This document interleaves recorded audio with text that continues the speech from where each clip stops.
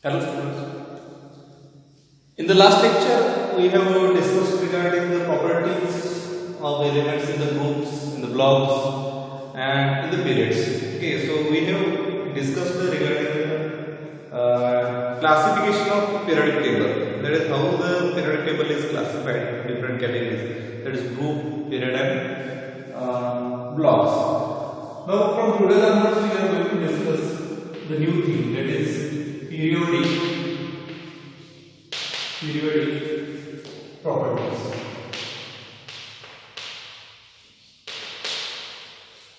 Periodic properties. So what is periodic properties? Okay, what is its definition? Okay.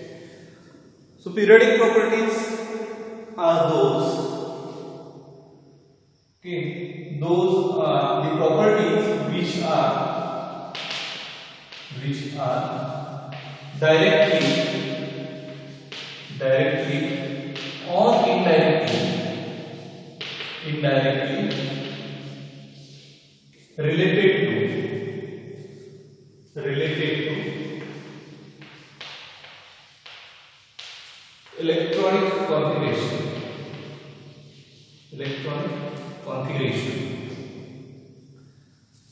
and shows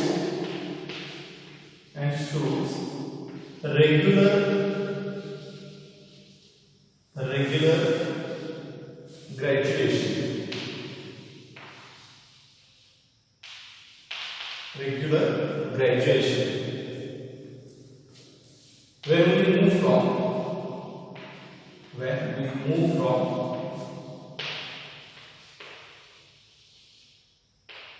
left to right or from top to bottom. So this is the definition of periodic properties. किसको periodic properties बोलने का है? Periodic properties आप किसको बोलते हो? Okay, तो कुछ ऐसी properties, okay, periodic properties are those which are directly or indirectly related to electronic configuration, and this property shows regular graduation when we move from left to right or top to bottom in periodic table.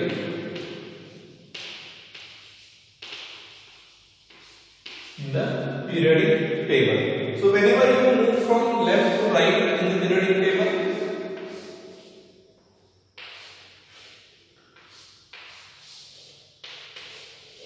okay, this is the structure of periodic table. So whenever you move from left to right in the periodic table, the properties are showing regular change graduation.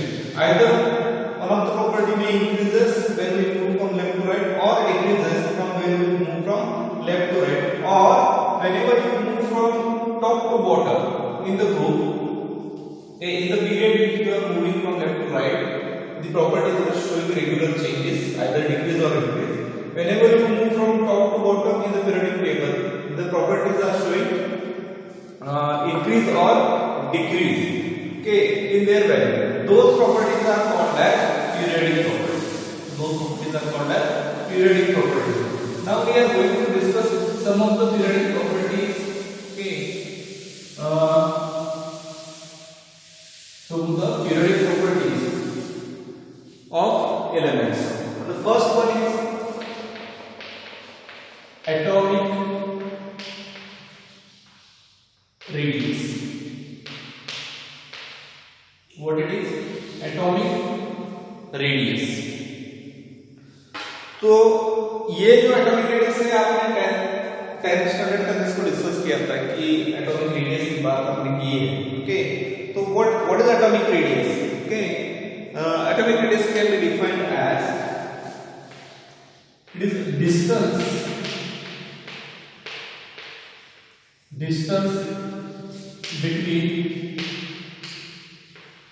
center of nucleus nucleus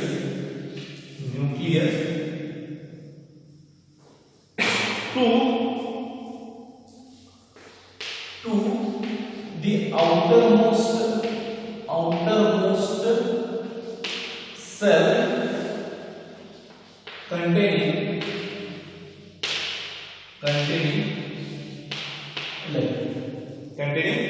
electron. So what we have learned up to 10th standard, we have learned that atom has a center, okay, which carries a positive charge, and electrons are around this nucleus. They are revolving around the nucleus. Now the distance from the center of nucleus to the outermost cell, which consists of electron, this distance is called as atomic radius. This distance is called as atomic radius.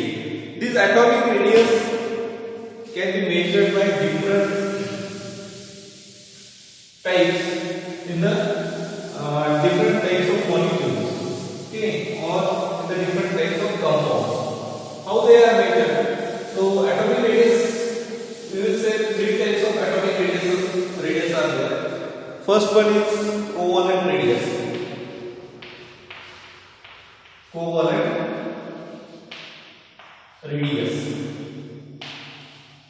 What is covalent radius?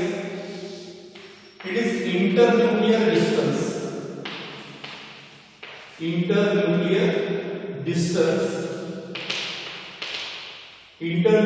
distance between, or we can say, instead of like this, one half the internuclear distance. One half the internuclear distance between two covalently bonded atoms.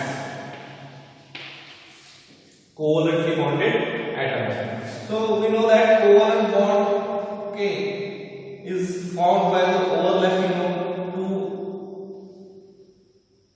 atomic orbitals of two atoms. Now here the center of this, and here is the center of another atom. So whenever we take the distance of these two, between these two nucleus, okay, internuclear distance between the two nucleus, okay, what we are going to do, covalent radius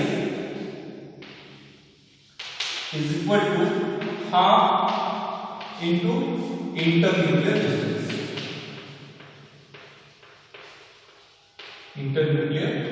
distance. So whatever distance we are getting over here in the covalently bonded atom, okay, we have to make it half, and that is nothing but your covalent radius. तो ये simple चीज है, covalent radius इसको बोलने का है, covalent radius is nothing but the half of the internuclear distance between two bonded atoms. Covalent bond कैसे बनता है? तो कोवलेंट बॉन्ड ऐसा बनता है कि ओवरलैपिंग हो जाता है, दो ऑर्बिटल का ओवरलैपिंग हो जाता है। तो ओवरलैपिंग होने के बाद जो दो न्यूक्लियस के बीच में डिस्टेंस होता है, उसको अगर आप डिवाइड बाय 2 करते हो तो आपको क्या मिलेगी? कोवलेंट रेडियस मिल जाएगी, covalent radius of an atom मिल जाएगी। ठीक है, सेकंड हम बताते हैं कि van der Waals radius, van der Waals radius.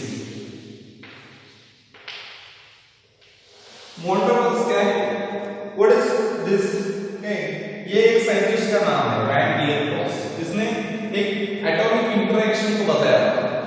Atomic interaction को बताया था। तो वैन डर वाल्स अट्रैक्शन क्या होता है, या फिर वैन डर वाल्स इंटरेक्शन क्या होता है? देखो, वैन डर वाल्स इंटरेक्शन में दो एटम जो बॉन्डेड नहीं है एक दूसरे से, एक दूसरे से बॉन्डेड नहीं है, वो वो अट्रैक्ट हो जाते हैं एक दूसरे की तरफ अट्रैक्ट हो जाते हैं। लेकिन ये जो अट्रैक्टिव फोर्स है ये वेरी वेरी वीक फोर्स है। ये फोर्स कैसा है? वेरी वीक फोर्स है।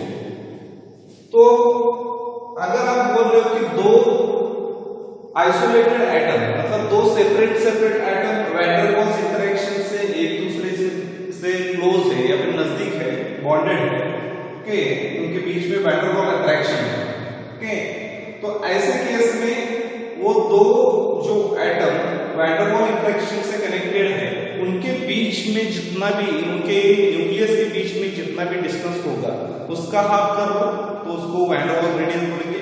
या फिर समझो अगर दो मॉलिक्यूल के एटम्स हैं जो क्या हो रहे हैं, एक दूसरे की तरफ अट्रैक्ट हो रहे हैं लेकिन वो बॉन्डेड नहीं है, वो क्या नहीं है, एक दूसरे से बॉन्डेड नहीं है। अगर नेबरिंग मॉलिक्यूल के बीच में दो एटम अगर वैन डेर वाल फोर्स से अट्रैक्टेड है, उनके इंटरन्यूक्लियर डिस्टेंस अगर आप लेते हो और उसका अगर हाफ करते हो तो उसको क्या बोलोगे आप? वैन डेर वाल्स रेडियस बोलेंगे। तो इसको हम डिफाइन कर सकते हैं one half the internuclear distance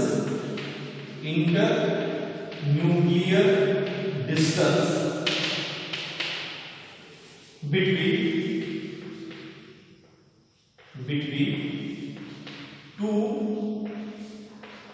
isolated, okay, isolated की जगह पे मैं क्या कर रहा हूं, नॉन बॉन्डेड एटम्स और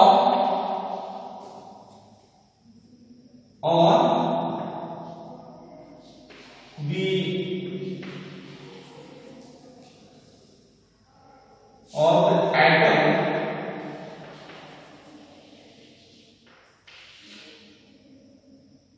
atoms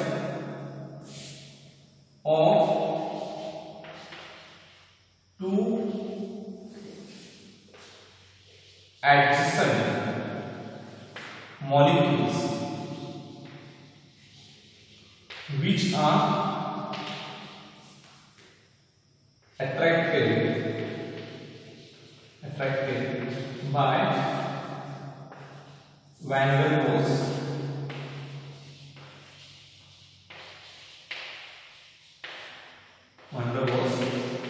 force। ओके, समझ लीजिए वन हाफ इंटरन्यूक्लियर डिस्टेंस है किसका? के इंटरन्यूक्लियर डिस्टेंस का हाफ कर देगा किसका? दो नॉन बॉन्डेड एटम का, दो नॉन बॉन्डेड एटम का, या फिर दो एटम जो कि एडजेसेंट एक दूसरे के नजदीक, दो मॉलिक्यूल में दो एटम है, ओके, उनके बीच का इंटरन्यूक्लियर डिस्टेंस लेके अगर उसका हाफ करते हो तो उसको क्या बोलेंगे आप? वैन डेर वाल्स रेडियस बोलेंगे। तो इसको मैं इधर दिखाता हूं। समझो एक मॉलिक्यूल है, ठीक है, ये एक मॉलिक्यूल है और इधर एक दूसरा मॉलिक्यूल, ठीक है। अभी इस मॉलिक्यूल का जो इलेक्ट्रॉनिक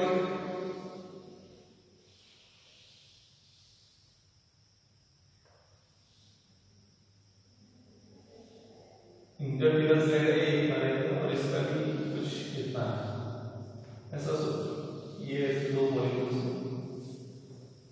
अभी ये दोनों नजदीक है, ये दो एटम क्या है? Near to each other, okay, एक दूसरे के क्लोज है। अभी जब भी आप इन दोनों के बीच का जो डिस्टेंस लेते हो, ओके, ये और ये, ठीक है, इन दोनों के बीच का डिस्टेंस लेके अगर हम इस डिस्टेंस को क्या करते हो? वन हाफ करते हो, वन हाफ इंटरन्यूक्लियर डिस्टेंस करते हो।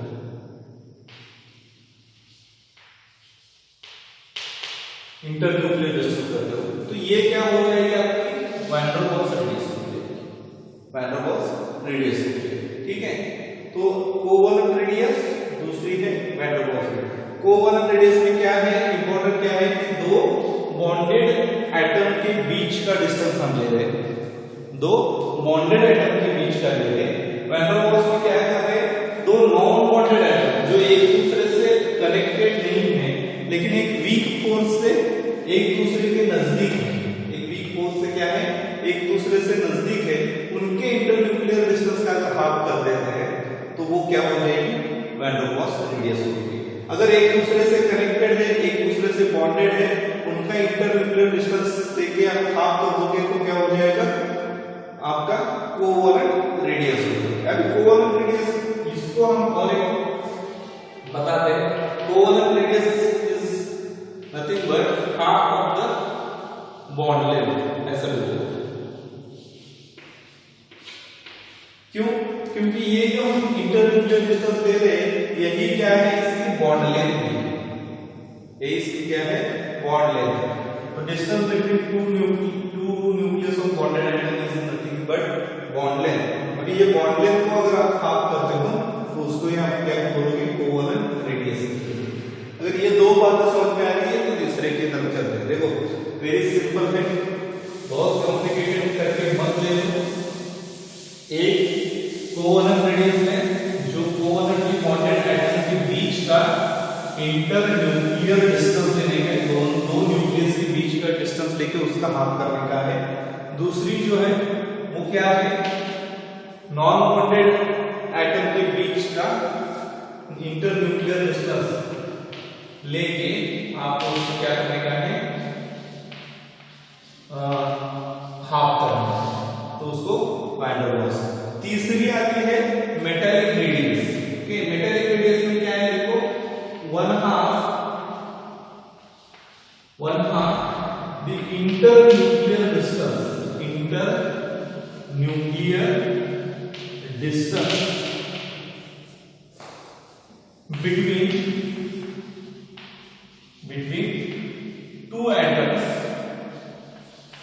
between two atoms in a metallic crystal। तो ये मेटालिक रेडियस की बात कर रहे हैं तो ये सॉलिड मेटल और सॉलिड होते हैं। ओके, अभी सॉलिड में क्या है, दो एटम ये एक दूसरे के ऐसे नजदीक होते हैं। एटम्स कैसा होता है, एक दूसरे को क्लोज होते हैं, ठीक है, ये ऐसा होता है, ये सॉलिड है, ठीक है। तो अगर आप ये दो न्यूक्लियस का डिस्टेंस लेते हो, इसको हम इंटरन्यूक्लियर डिस्टेंस बोलेंगे, और इसको अगर हम हाफ कर देंगे, इसको क्या करेंगे, डिवाइड बाय 2 कर देंगे, तो ये क्या हो जाएगा आपका metallic radius, internuclear distance. Internuclear distance को क्या करो, हाफ करो, किसमें, मेटालिक क्रिस्टल।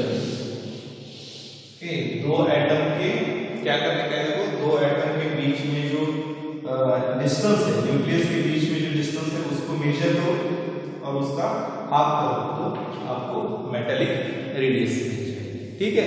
अभी ये कोवलेंट रेडियस रहने दो, मेटालिक रेडियस रहने दो, या फिर आपकी वैन डर वाल्स रेडियस रहने दो। ओके, इसको हम डायरेक्टली क्या कर रहे हैं, पीरियोडिक टेबल में डिस्कस कर रहे हैं। अभी आगे जाने से पहले मैं एक चीज बताना चाहता हूं कि आपने जो 3 अभी पढ़ाई की है, 3 radius, covalent radius, van der Waals radius,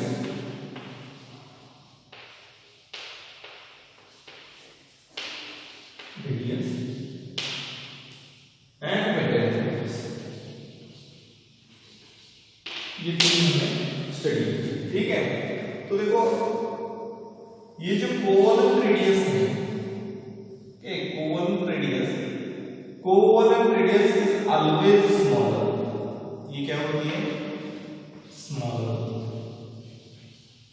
smaller covalent radius is always smaller than van der Waals radius and metallic radius. covalent radius is always smaller than किससे, than van der Waals radius and metallic radius, इससे small, ठीक है। covalent radius is always smaller than van der Waals radius and metallic radius। metallic radius या फिर आपके van der Waals radius से covalent radius कभी भी छोटी ही रहती है। क्यों छोटी होती है? क्योंकि covalent radius में ओवरलैपिंग होता है। कोवलेंट बॉन्ड में क्या होता है? एटॉमिक ऑर्बिटल का ओवरलैपिंग होता है, इस वजह से दो nucleus near to each other, okay, maximum distance near to each other है, ओके। तो मिनिमम डिस्टेंस को आ जाएंगे एक दूसरे से, मिनिमम डिस्टेंस को आ जाएंगे तो वो क्या हो जाएगी? छोटी हो जाएगी। अभी इसका ट्रेड कैसा है? Atomic radius in group and atomic radius in periods।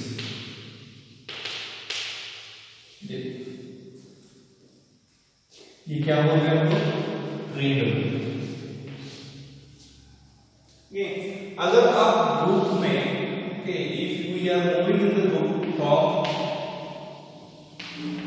to bottom, अगर हम top to bottom की तरफ जा रहे हैं, okay, atomic radius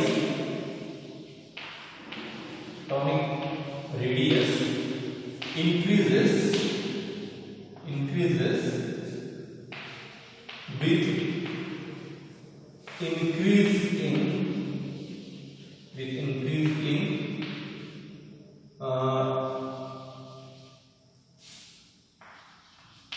atomic number। क्या है?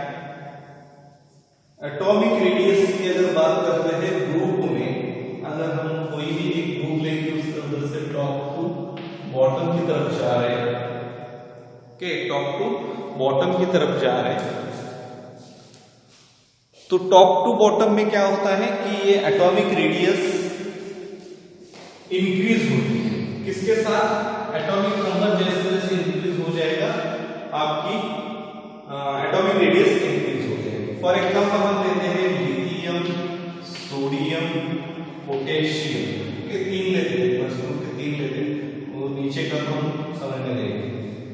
सो इसका इलेक्ट्रॉनिक कॉन्फ़िगरेशन क्या है? 1s2 2s1। ये क्या है? 1s2 2s2 2p6 3s1। 1s2 2s2 2p6 3s2 3p6 4s1। Okay, ऐसे ही आप नीचे जाओगे तो आपको 5s1 6s1 मिलेगा, ठीक है। तो अभी हम क्या कर रहे हैं? एक ग्रुप को हमने चूज किया है, first group,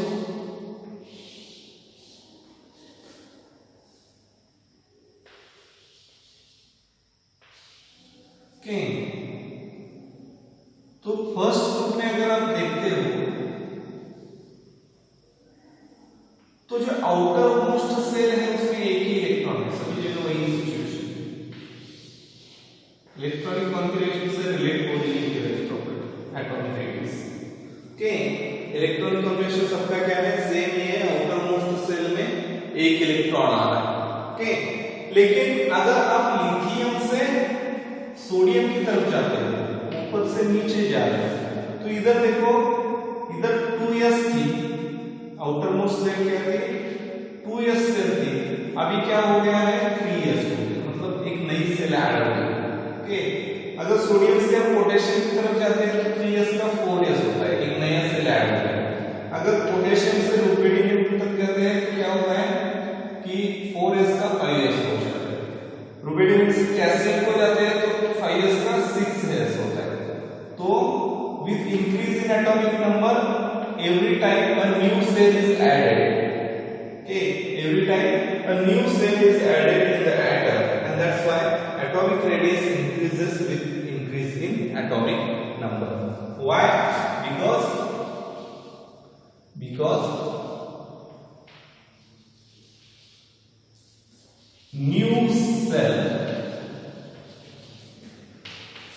is added when we move from top to bottom. Okay, every time whenever we move from top to bottom in the periodic table, a new cell is added into the atom with increase in atomic number, and that's why atomic radius increases down the group. Whenever we move from top to bottom in the group, atomic radius increases with increasing atomic number. Period में क्या होने देते हैं? Okay, when we move from left to right, atomic radius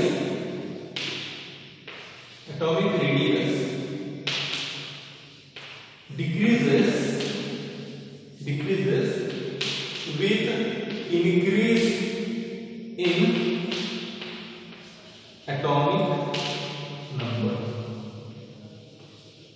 देखो, अगर आप period में move कर रहे हो, आप लेफ्ट से राइट की तरफ जा रहे हो, इधर से इधर की तरफ पीरियड टेबल में मूव कर रहे हो, तो no doubt atomic number increase हो जाएगा।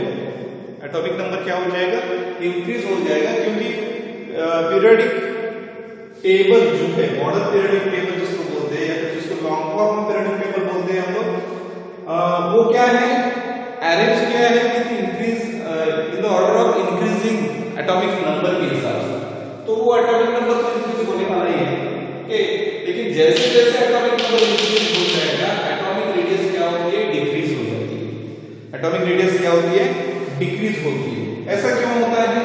तो इसके लिए एक एग्जांपल लेते हैं।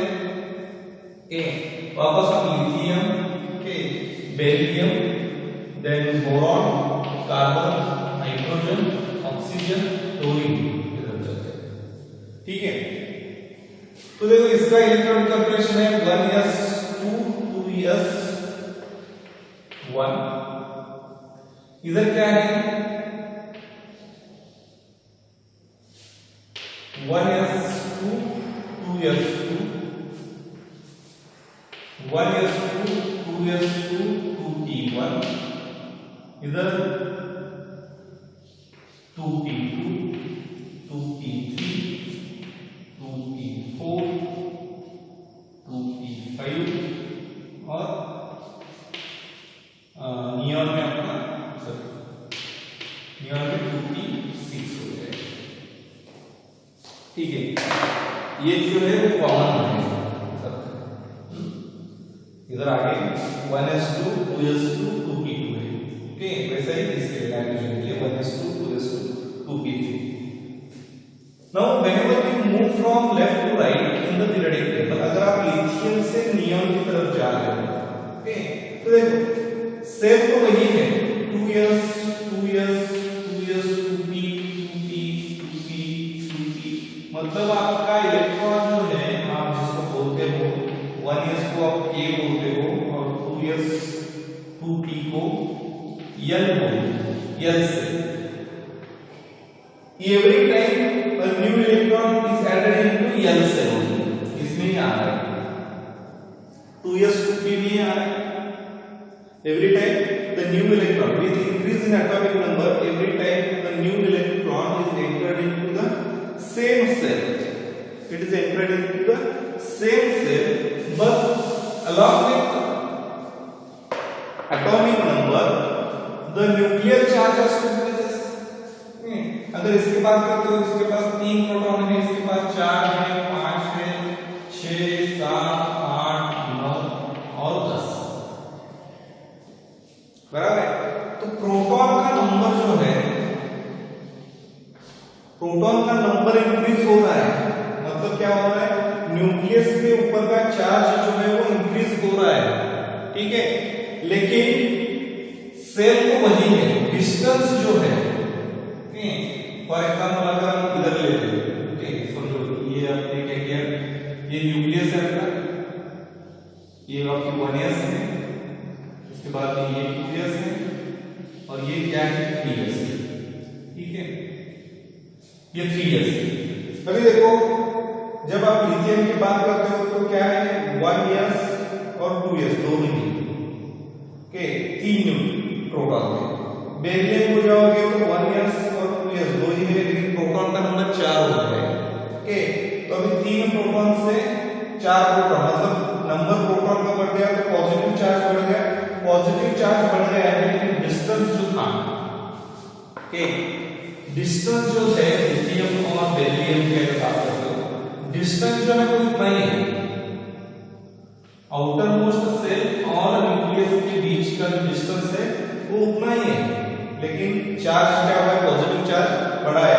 पॉजिटिव चार्ज बढ़ा है तो क्या हो जाएगा okay if the positive charge on nucleus increases the nucleus attracted the outermost electrons more strongly towards itself okay ये नेगेटिवली चार्ज न्यूक्लियस को अपनी तरफ जोर से खींचेगा क्योंकि अभी 3 थे उसका क्या हो गया 4 हो गया डिस्टेंस हो गई है ठीक है। अभी जब आप आगे चलते हो आगे जाके आप किधर जा रहे हो बोरॉन की तरफ जा रहे हो, बोरॉन में क्या आ रहा है एक 2p आ रही है इससे ठीक है। अभी 2p की अगर हम बात करते हैं इस 2p सबसे की बात करते हैं तो देखो बोरॉन से लेकर फ्लोरीन तक या फिर नियोन तक डिस्टेंस तो सेम है, न्यूक्लियस और आउटर मोस्ट सेल का डिस्टेंस जो है वो सेम है, लेकिन पॉजिटिव चार्ज अर्थ में 1 यूनिट से बढ़ रहा है, 1 यूनिट से पॉजिटिव चार्ज क्या हो रहा है बढ़ रहा है। अभी जितना बोरॉन में अट्रैक्शन था 5 प्रोटॉन के साथ उससे कहीं ज्यादा आपको फ्लोरीन में मिलेगा क्योंकि फ्लोरीन में डिस्टेंस तो सेम है लेकिन प्रोटॉन का नंबर क्या हो गया है 9 हो गया है okay. So 9 proton attract this electron more strongly towards the nucleus and that's why what happen with increase in atomic number हम क्या बोल सकते हैं कि with increase in atomic number the effective nuclear charge increases okay with increase in atomic number effective nuclear charge increases and thus atomic radius decreases okay।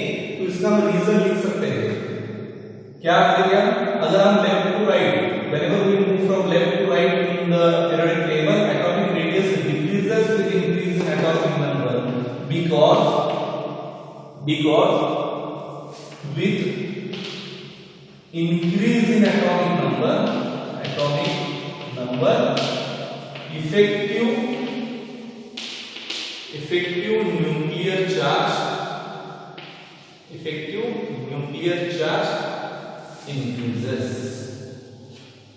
effective nuclear charge increases and these are the two reasons okay why atomic size shows variation in the group and periodic table okay।